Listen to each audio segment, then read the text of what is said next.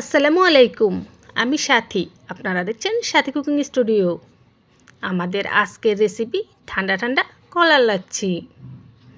ঠিক আমি যেভাবে বানিয়েছি এভাবে বানিয়ে কলার লাচ্ছিটা খেয়ে দেখবেন প্রতি চুমুকেই তৃপ্তি।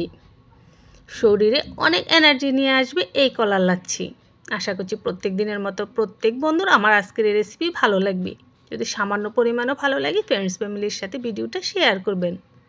প্রতিদিন নতুন নতুন ভিডিও পেতে চ্যানেল সাবস্ক্রাইব করে পাশে থাকা অল বাটন ক্লিক করে রাখবেন। কলার লাচ্ছি বানানোর জন্য প্রথমে আমি 3টি পাকা কলা নিয়ে নিচ্ছি। কলাগুলো যেন ভালো করে পাকা থাকে এবং মিষ্টি থাকে এদিকে অবশ্যই খেয়াল রাখতে হবে। আচ্ছা দেখুন 3টি কলা খোসা ছাড়িয়ে ছোট ছোট টুকরো করে নিছি। মেজারমেন্টের 250 গ্রামের কাপের 1 কাপে 4 ভাগের 1 ভাগ চিনি নিয়ে নিছি।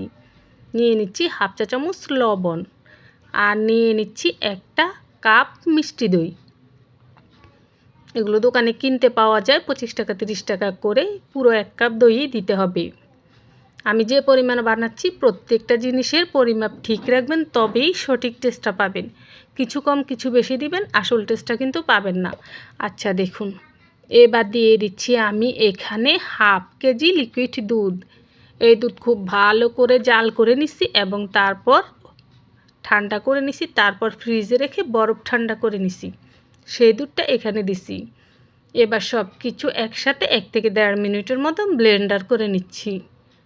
এই দেখুন ব্লেন্ডার করে নেওয়া শেষ।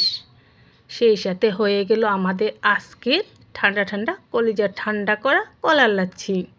এই তো গ্লাসে নিয়ে দেখাচ্ছি, দেখুন দেখলেই বুঝতে পারবেন কতটা লোভনীয় হয়েছে।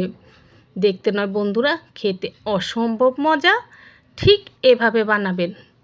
আশা করছি প্রত্যেক বন্ধু এটা বাসায় বানিয়ে খেয়ে দেখবেন। খাওয়ার পরে যদি আপনাদের কাছে ভালো লাগে, আপনাদের কাছে অনুরোধ রইল ফ্রেন্ডস ফ্যামিলির সাথে ভিডিওটা শেয়ার করবেন। আর সবাই আমাকে সাপোর্ট করবেন, লাইক কমেন্ট করবেন। সবাই ভালো থাকবেন। আল্লাহ হাফেজ।